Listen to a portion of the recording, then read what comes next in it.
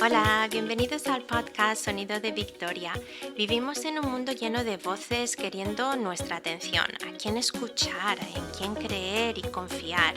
Soy Sisi y en mis audios comparto el sonido de la evidencia de que Jesús tocó, transformó y dio propósito a mi vida. Y no hay duda de que también lo puede hacer por ti. Los audios están disponibles en mi página de internet sonidodevictoria.com y en distintas plataformas como Podcast, Spotify, SoundCloud y Podbean. Simplemente busca Sonido de Victoria. Confío en que te inspiren. En mi último año de secundaria, en la clase de filosofía, estudié las distintas teorías relacionadas con el funcionamiento del cuerpo, el alma, el espíritu, la mente, el corazón. Por ejemplo, cuando se habla del corazón, ¿qué te viene a la mente? ¿El órgano físico que late en tu interior? ¿El lugar donde residen tus emociones? Bueno, pues sí, la filosofía está supuesta a explicar el conocimiento humano, la razón de ser, la existencia, etc. En esas clases, ¡qué lío! No me enteré de nada. Una corriente de pensamiento iba por aquí, otra corriente de pensamiento iba por allá, lo que un filósofo decía, el otro lo contradecía. Olvídalo, me lo aprendí sin ningún entendimiento, solo para aprobar la clase. A lo largo de la historia, sin embargo, diversas culturas han traído a la mesa distintos conceptos y opiniones. Han intentado explicar cómo funciona el cuerpo humano, su comportamiento y cómo toma decisiones. Y la realidad es evidente. Intentar entender al ser humano sin la perspectiva de su creador es imposible. ¿Quién entiende al ser humano sino Dios? No debería sorprenderme entonces que sea leyendo y estudiando la Biblia que al fin voy entendiendo ciertos aspectos del ser humano. Me empezó a llamar la atención cómo la Biblia habla constantemente del corazón, pero no menciona el cerebro. De hecho, estudiando esas palabras, aprendí que en hebreo los israelitas no tenían el concepto de cerebro y por lo tanto no tenían ninguna palabra para designarlo. Es decir, en la Biblia se razona con el corazón y no con la mente. Un ejemplo de esto se encuentra en el libro de Marcos 2. Algunos de los escribas estaban sentados allí y razonaban en sus corazones. ¿Por qué habla este así? Blasfema. ¿Quién puede perdonar pecados sino uno solo, Dios? De inmediato, Jesús, dándose cuenta en su espíritu de que razonaban así dentro de sí mismos, les dijo: ¿por qué razonan así en sus corazones? ¿Qué es más fácil, decir al paralítico tus pecados te son perdonados o decirle levántate, toma tu camilla y anda?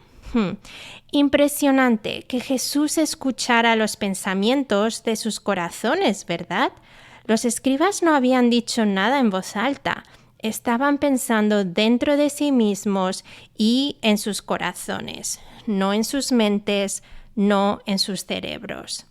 Pues debido a nuestra mentalidad occidental, con la influencia de los griegos y los romanos, pensamos en el corazón como la sede de las emociones.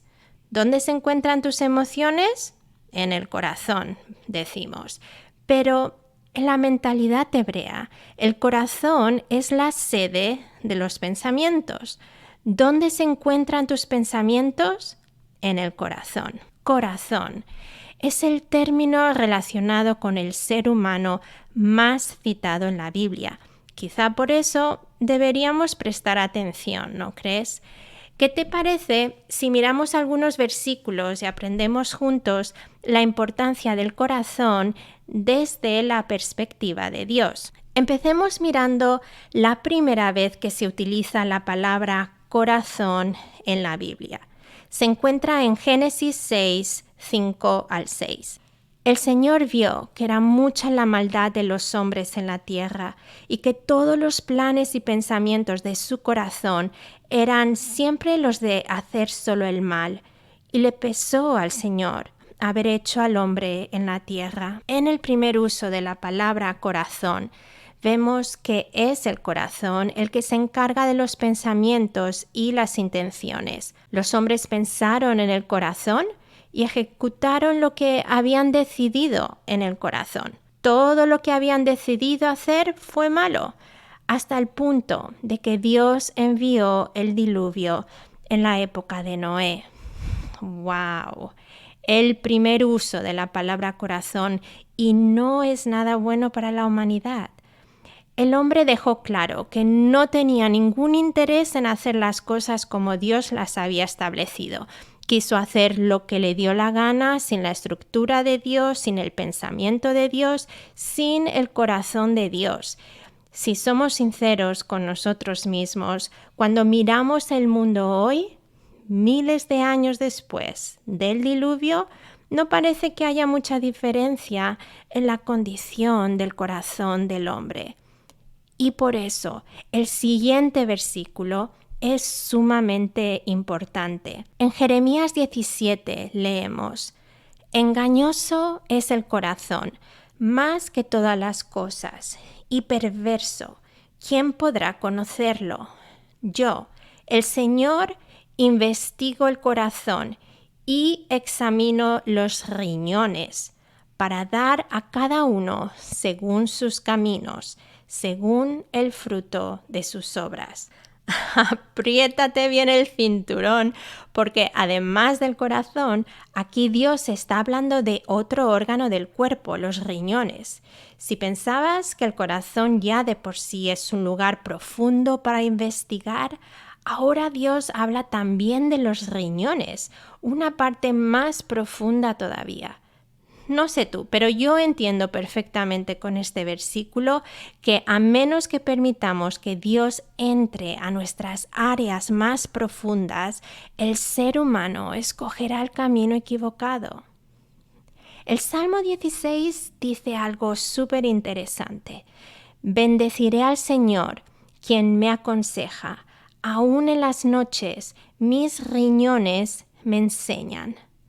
David es el que está hablando en este salmo.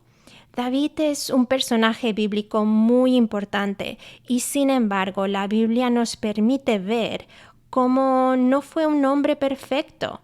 Cometió errores sustanciales y aún así Dios dice lo siguiente de él: un hombre según mi corazón. ¿Por qué crees que Dios diría eso de David? ¿Y qué crees que significa según mi corazón? Creo que David estuvo dispuesto a que Dios tocara sus áreas más profundas, más íntimas, más internas. David sabía que no podía ocultar nada a Dios y también sabía que necesitaba las cualidades de Dios para actuar correctamente. David estaba dispuesto a conformar sus pensamientos y sus deseos a los de Dios. Por eso pidió un corazón limpio. Aún en las horas de la noche, David permitía que Dios tocara sus riñones para que toda la basura, toda carga emocional fuera filtrada fuera de ellos y para que así su corazón pudiera pensar correctamente y, como consecuencia, actuar conforme al corazón de Dios y, obviamente, sus estatutos, logrando hacer la voluntad de Dios. David fue súper sensible a las cosas de Dios y quiso que su integridad hablara en alta voz para Dios y no para él. No sé si vas entendiendo con más claridad la conexión entre el corazón, los riñones, con las decisiones que uno toma y cómo esas decisiones tienen repercusiones. Su Pongamos que tienes un amigo que cada vez que hablas del tema de perdonar salta como un toro enfurecido. Ni hables de perdonar a la persona que le jugó una mala pasada vendiéndole un producto que no trabajaba y que no quiso ni devolverle el dinero ni reparar el producto. Tu amigo tiene todos los motivos para estar enojado y para no perdonar. Pero ahora esa injusticia vive en sus riñones. Ahora tu amigo ya tiene una carga emocional que hace que su corazón piense que tiene todo el derecho de acusar a esa persona. Esa reacción ha provocado que su esposa no pueda seguir teniendo una amistad con la esposa del otro hombre.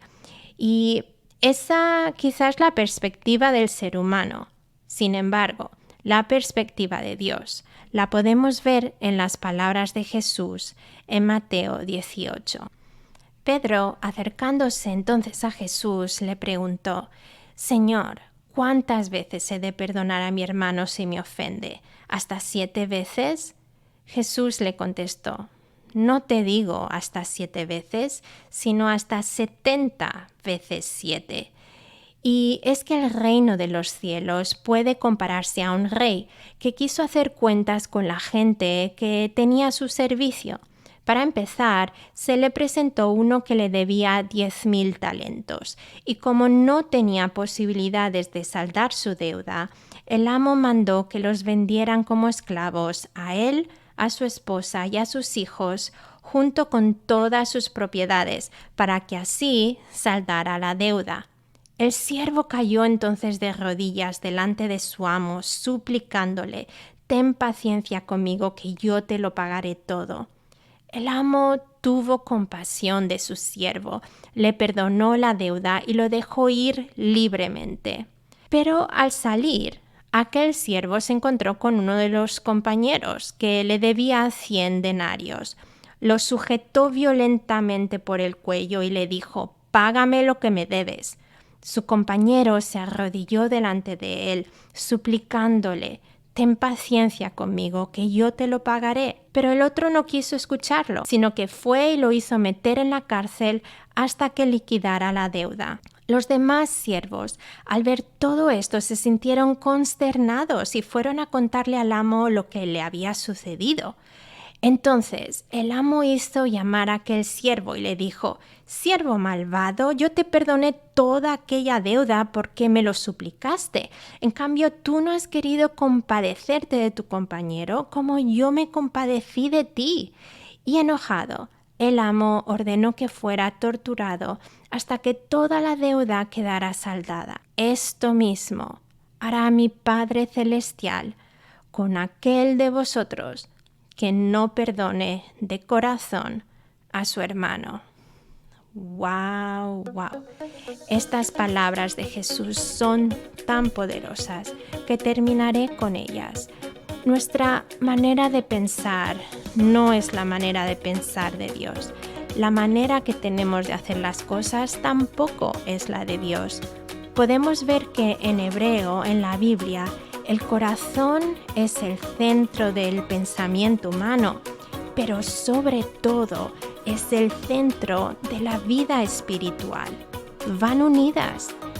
Las partes físicas del cuerpo humano, como el corazón y los riñones, están relacionadas con las cosas espirituales.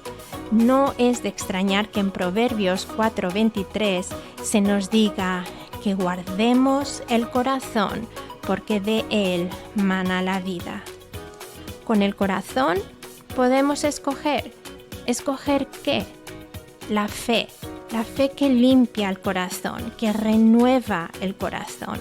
Con la palabra de Dios en tu vida y con tu corazón dispuesto a hacer su voluntad, verás a Dios trabajar en todas esas áreas en las que todavía eres esclavo en vez de ser libre. Permite que Jesús toque, transforme e instruya tu corazón. Trae a la luz de Jesús todas esas heridas. Solo así recibirás sanidad y libertad. Shalom.